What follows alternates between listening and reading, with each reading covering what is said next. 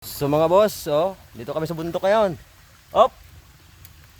Yan ang dalawa ko nanalangka kami, huli kami ng hito ba. Tapos mga mga palaka. Patapos ang project namin, oh, pero malinis na banda dito. Ang ganda sa taas, yan oh. Kita nyo? Yan mga boss, nagsusunog-sunog lang kami. Yan. Kaluluoy daw kayo, wala ilaw, yan oh. Yan dalawa oh. Nakita ko sa inyo yung kanilang ulam. Yan oh. Yan ang ulam. Yan. Palaka. Oh, palaka. Yan.